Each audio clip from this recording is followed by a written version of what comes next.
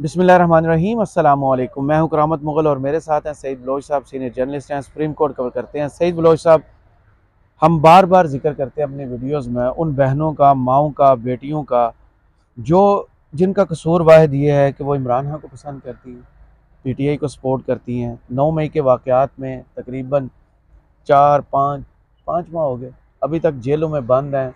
कुछ अपने बच्चों के साथ बंद हैं, कुछ को बच्चों से मिलने नहीं दिया जा रहा, कुछ जो उनके केस को परसू करने आए उनको भी पकड़ के जेल में बंद कर दिया गया। उनमें से एक मिसाल तो खदीजा शाह, जिनका केस कल परसों से काफ़ी डिस्कस हो रहा है। उसके अलावा सनम जावेद जो हैं, उनके बार बार ख़त आते हैं और वो ख़त हमारे ज़मीर को तो झुंझला देते हैं, झंझोड़ देते हैं, तबीयत को बहुत भारी साबित होते हैं। लेकिन अरबाब इख्तियार पर उन ख़तों का कोई असर नहीं होता। वो भी कौम की बेटी हैं, कसूर क्या है कि पीटीआई को सपोर्ट किया, 9 मई को एहतजाज किया। इसके साथ साथ आज अडयाला जेल में कैद जो इमरान खान है, उन पर साइफर केस की फ़र्द जुर्म आयद कर दी गई। उसमें भी दो तरह की राय अभी तक सामने आई है जिस वक्त हम ये वीडियो कर रहे हैं। उनके वकला का कहना है कि फ़र्द जुर्म आयद नहीं की गई, जबकि मीडिया पर जो खबर चल रही है उसके मुताबिक उन पर फ़र्द जुर्म आयद कर दी गई है।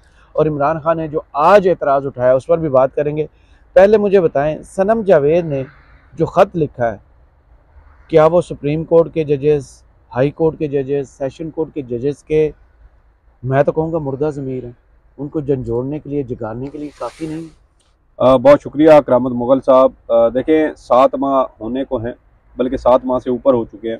8वां महीना जारी है और 9 मई के वाक़यात में मुलव्वस उन निहत्ती मज़लूम ख़वातीन की कोई दाद रसी करने को तैयार नहीं है। वो मुनसिफ़ आज़म काज़ी उल क़ज़ा, जिसके बड़े चर्चे थे कि वो आइन और कानून का बड़ा पाबंद है, वो आइन और कानून के अलावा किसी की नहीं सुनता, वो आइन और कानून पर चलता है और उसी के मुताबिक फ़ैसले करता है। हमने तो देख लिया है कि 3 माह हो चुके हैं और उस मुनसिफ़ के आने के बाद भी इन मज़लूम ख़वातीन को इंसाफ नहीं मिल सका। उल्टा ये हुआ कि उनके मुकदमात जो है वो सुप्रीम कोर्ट में भी शायद सुनने के लिए तैयार नहीं है, या शायद ये भी हो सकता है कि उनको इजाज़त ही नहीं है कि वो इन ख़वातीन के मुकदमात सुने, क्योंकि यहाँ हर कोई हुक्म का ग़ुलाम है, हुक्म का पाबंद है। हुक्म से बाहर जो भी निकलता है फिर उसको भी जो है वो नताइज भुगतना पड़ते हैं। बिल्कुल यही बात है और इसी वजह से सुप्रीम कोर्ट ऑफ पाकिस्तान मुकम्मल तौर पर खामोश है। 9 मई के वाक़यात को बुनियाद बनाकर जिस तरह पीटीआई के ख़िलाफ़ क्रैकडाउन हुआ, उनकी पार्टी तोड़ फोड़ की गई, जो उनके रहनुमा थे उनको पार्टी से अलग किया गया, सब कुछ करके देख लिया, लेकिन आप देखें कि अभी तक किसी अदालत में किसी किस्म के कोई शवाहिद जो है वो सामने नहीं लाए जा सके। शवाहिद क्या हैं? सिर्फ जियो फेंसिंग के ये लोग यहाँ पर मौजूद थे। वो जियो फेंसिंग, हमने तो सुना था कि शायद 500 किलोमीटर 500 मीटर 5 किलोमीटर का वो रेडियस था जिसका वो जियो फेंसिंग की गई और उसमें बहुत सारे ऐसे लोग थे, जितने लोग जी जी, वो बहुत सारे लोग जो उस वक्त उस एरिए में मौजूद थे वो सब इसके अंदर जो है वो पकड़े गए थे। एक डिलीवरी बॉय था गालबन फूड पांडा का, उसको गिरफ्तार किया गया। एक गालबन फुटबॉल की प्लेयर थी, उनको भी गिरफ्तार किया गया और भी साफी दोस्तों को, जो इंजीनियर डीएसएनजी वगैरह पे काम करते हैं, उनको भी उठा लिया। अब इसी हवाले से वो जो मजलूम खवातीन हैं उनमें से सनम जावेद, चूँकि बहुत ज़्यादा माशाल्लाह वो एक्टिव हैं जेल के अंदर रहकर भी, और बहुत मजबूत है, जी जी, और बहुत मजबूत कुव्वत इरादी है उनकी। और जो आप देखें कि 7 माह से वो जेल में है, लेकिन उसके बावजूद वो इन बेज़मीर जो बड़े बड़े ओहदों पर बैठे हुए लोग हैं उनको वो झंझोड़ रही है। लेकिन शायद किसी की भी गैरत जो है वो नहीं जाग रही। आज भी उसने जो ख़त लिखा है, मेरे ख्याल में ये अब तक के जो उसके जितने भी खतूत हैं, ये उन तमाम ख़तों के ऊपर ये ख़त भारी है। और सनम जावेद जो है वो अपने ख़त में लिखती हैं, पहले सुनते थे कि जो हो रहा है सब अमेरिका करवा रहा है। जिस तरह पाकिस्तानी हर बीमारी का जिम्मेदार नज़र को ठहराते हैं, उसी तरह मुल्क भी हर मुल्क में हर गलत काम का कसूरवार अमेरिका ही ठहराया जाता था। मगर गुज़श्ता 7 माह से सब कुछ बदल गया है।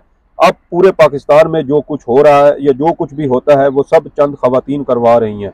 जंग, दहशतगर्दी, बगावत, तोड़ फोड़, जलाओ गिराओ, इश्तियाल अंगेजी और यहाँ तक के कत्ल भी इलाके और कत्ल कत्ल भी इलाके और शहर तो छोड़े, दूसरे सूबे में भी जो कुछ हो रहा है वो सब इन्हीं चंद खवातीन का कसूर है। यानी वो अपना और वो चंद खवातीन जो उनके साथ जेलों में कैद हैं वो उनका जिक्र करते हुए कह रही है कि शायद इस वक्त पाकिस्तान में जो गलत काम हो रहे हैं उन सब की जिम्मेदार भी हम चंद खवातीन ही हैं। और वो आगे मजीद कहती हैं कि आजकल मियाँ साहब कारगिल का काफ़ी जिक्र कर रहे हैं। अब जिस रफ्तार से मियाँ साहब के गुनाह माफ़ हो रहे हैं, मुझे डर है कहीं तैयारा केस और कारगिल की जिम्मेदार भी यही चंद खवातीन ना निकलें। वैसे तो आजकल भुट्टो के अदालती कत्ल का भी काफ़ी चर्चा है। अब देखें इन्हें इसमें भी यही चंद खवातीन जो है कब नामजद होती हैं। दुआ गो हूँ कि बीबी शहीद के कातिल पकड़े जाए, वरना फिर यही चंद खवातीन तो हैं ही।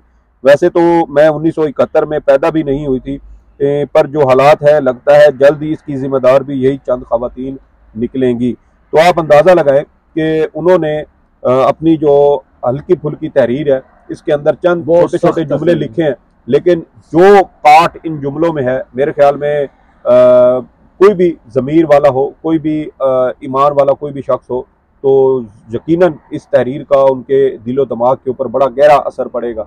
लेकिन मामला ये है कि यहाँ पर ऐसे ऐसे लोग मौजूद हैं जिनके लिए लोगों को मरवाना या उनको फंसाना शायद कोई अहमियत नहीं रखता। हमारी यही अदालतें हैं जो पत्नी कितने बेगुनाहों को फांसियां चढ़ा चुकी हैं, उनको जेलों में डाल चुकी हैं, लेकिन उनको जरा फर्क नहीं पड़ता। दिलाने चले वो जिंदा लोगों को जो इमरान खान ने खत लिखा, उस खत का जवाब अगले दिन प्रेस रिलीज की सूरत में आया और उसकी जो लैंग्वेज थी और जो लहजा था वो आपको याद होगा।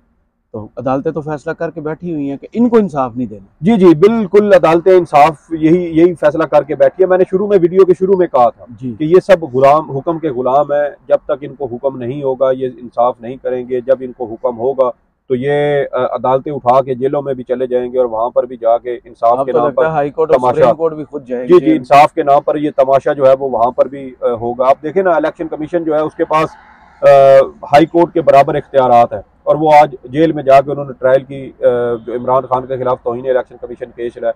मतलब यार के ऐसे बेशरम और बेहिस और बेगैरत किस्म के लोग हैं। क्या आप अंदाजा करें कि मुल्क में आम इंतखाबात सर पे हैं, उसके इंतजामात हैं, उसके दीगर अहम जिम्मेदारियां हैं, अहम फैसले लेने हैं और ये सारा कुछ करना है। और इलेक्शन कमीशन के चौंचले देखेंगे वो जेल में जाके इमरान खान के खिलाफ तौहीन इलेक्शन कमीशन की कार्रवाई कर रहा है। मतलब बेशर्मी ढिटाई की भी ना कोई आखिर भी मेरे ख्याल में शायद जो है ना वो हम सुनते थे कि कोई आखिरी हद होती है। यहाँ तो अब आके जो है ना वो हमें कोई हद ही नजर नहीं आ रही। वो आइंस्टाइन से जो है ना वो मंसूब एक वो कोट किया जाता है ना कि शायद कायनात जो है ना उसकी भी कोई हद होगी, लेकिन किसी शख्स की जो स्टुपिडिटी होती है उसकी शायद कोई हद नहीं होती। और यही चीज़ हम इस वक्त इस मुल्क के अंदर देख रहे हैं कि कोई भी इदारा, कोई भी जिम्मेदार शख्स संजीदा नहीं है इस मुल्क के हालात के हवाले से। और आप देखें कि सनम जावेद ने आज जो तहरीर लिखी है, मेरे ख्याल में इसके ऊपर हंसा भी जा सकता है और इसके ऊपर रोया भी जा सकता है, दोनों सूरतों में।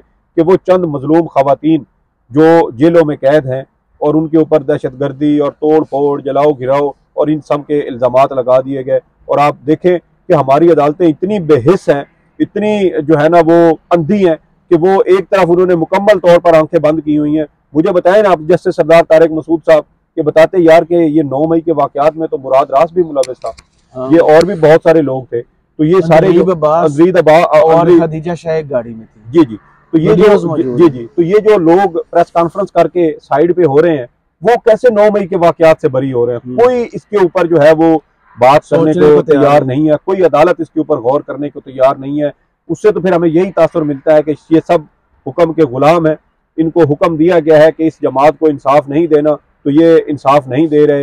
ये उनके केसेस 2-2 महीने से नहीं लगा रहे। जो परवेज इलाही के केस था जमानत का, तो उसमें जो उनकी गुज़श्ता समाअत हुई थी वो 5 अक्टूबर को हुई थी। 5 अक्टूबर के बाद से अब तक उनकी दोबारा समाअत नहीं हुई, वो केस दोबारा समाअत के लिए मुकर्रर नहीं हुआ। तो मुझे बताया ना, इमरान खान साहब का गुज़श्ता मेरे ख्याल में अक्टूबर के नवंबर का जो आखिरी अशरा था उसमें केस समाअत के लिए मुकर्रर हुआ था। उसके बाद से आज तक उनका केस समाअत के लिए मुकर्रर नहीं हुआ।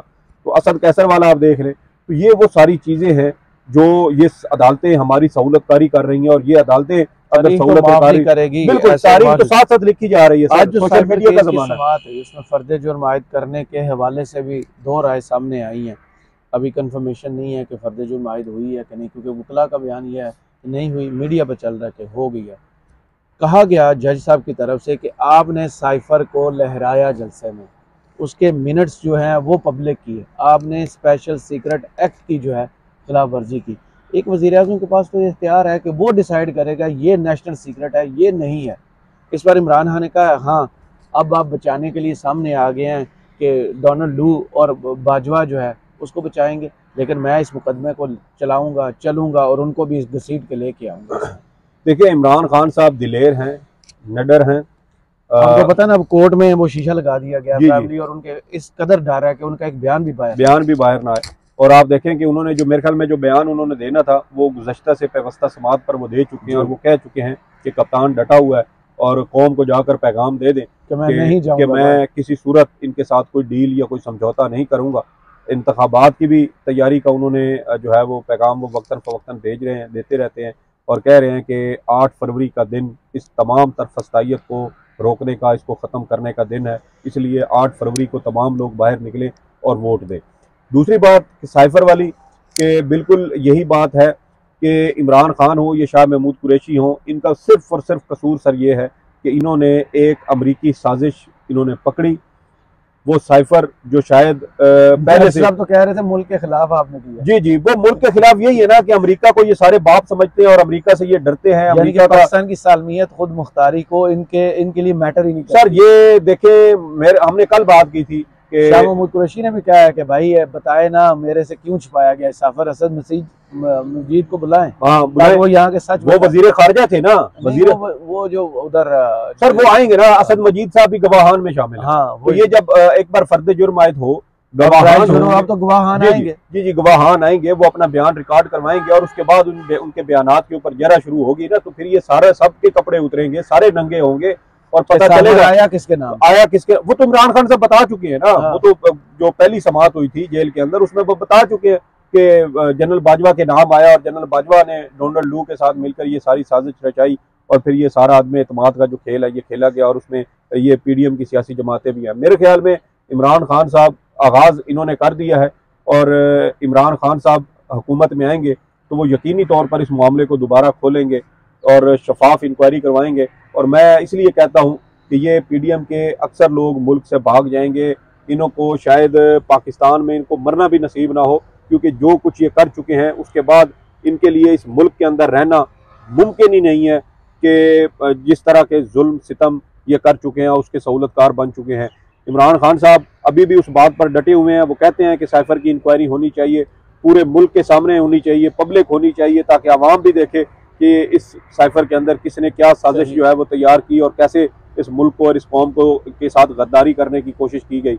और हैरान कुन तौर पर कि जिन लोगों ने इस कौम को, इस मुल्क को उस साजिश से आगाह किया, उन्हीं के खिलाफ जो है वो मुल्क से गद्दारी का मुकदमा बना दिया गया, और जिन्होंने सहूलतकारी की, एक मुंतखब हुकूमत गिराई, अपने मुल्क और कौम के साथ गद्दारी की, अमरीका की इशारों पर अमल करते हुए अपनी एक जो मुंतखब हुकूमत थी जो पाकिस्तान में मुआशी इस्तेहकाम लाने के हवाले से बड़ी मेहनत और कोशिश कर रही थी, और बाद में आने वाले जो मुआशी अदाद शुमार हैं वो इस बात के गवाह हैं, और इन सब ने उस मुंतखब हुकूमत को गिराया, इस मुल्क को महंगाई की दलदल में, अदम इस्तेहकाम के जो भंवर था उसके अंदर फंसाया, और ये सब कुछ करने वाले कोई और नहीं बल्कि इस मुल्क के इस हमारे अपने लोग थे, हमारे अपने सियासतदान थे।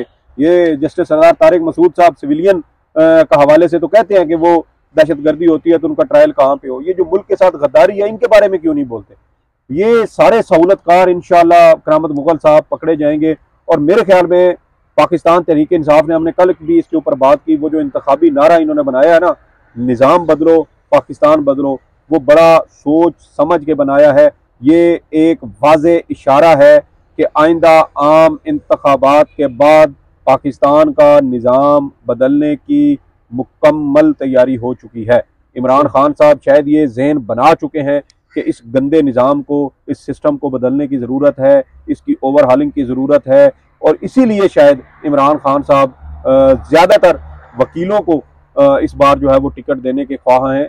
उसकी वजह शायद ये है कि वो समझते हैं कि किस तरह की कानून साजी चाहिए, किस तरह की आईनी तरामीम हमने करनी है, और उसके लिए कुछ ऐसे तजर्बाकार और जो समझे कि माहिर किस्म के आईनी और कानूनी माहिर जो वकला है वो दरकार होंगे, जो आइंदा आम इंतखाबात के बाद आइन की वो नोक पलक संवार सकें, जिससे पाकिस्तान में एक तो बुनियादी हकूक़ का तहफ़्फ़ुज़ हो, इसके अलावा वफाकी हुकूमत को मजबूत किया जाए, और उसके साथ साथ पाकिस्तान की मुआशी तरक्की के हवाले से कुछ अहम फैसले लिए जा सकें। और ये जो इंतखाबी नारा है, ये दर हकीकत आने वाले दिन के जो मुस्तकबिल है हमारा, ये उसकी निशानदेही कर रहा है कि इस मुल्क के अंदर ये गंदा खून बदलने की ज़रूरत है। जब तक ये गंदा खून तब्दील नहीं होगा, ये अदलिया तब्दील नहीं होगी, ये जो हमारा निज़ाम इंसाफ है, निज़ाम अदल है, ये तब्दील नहीं होगा, जब तक हमारा पुलिस के जो डिपार्टमेंट है वो तब्दील नहीं होगा, उसमें बेहतरी नहीं लाई जाएगी, तब तक इस मुल्क में जो है वो बेहतरी नहीं लाई जा सकती। आप ये ज़हन में रखें कि वो है ना, मेरे ख्याल में हदीस शरीफ है कि हजरत अली का फरमान है, हजरत अली का गालबन फरमान है कि जुल्म का जो है ना, कुफ्र का निज़ाम तो चल सकता है लेकिन जुल्म का निज़ाम नहीं चल सकता। इस मुल्क में आज तक जुल्म होता आया है, इस अवाम के साथ, इस कौम के साथ, इसके लोगों के साथ, इस रियासत के साथ। और मेरे ख्याल में अब वक्त आ गया है कि जुल्म का रास्ता बंद किया जाए, और जब तक ये जुल्म का रास्ता बंद हम नहीं करेंगे, हमारा मुल्क आगे भी नहीं बढ़ सकता। सही, बहुत शुक्रिया सईद बलोच साहब आपके तज़िये का। कमेंट्स बॉक्स में ज़रूर बताइए वीडियो आपको कैसी लगी। इजाज़त दीजिए, अल्लाह हाफ़िज़।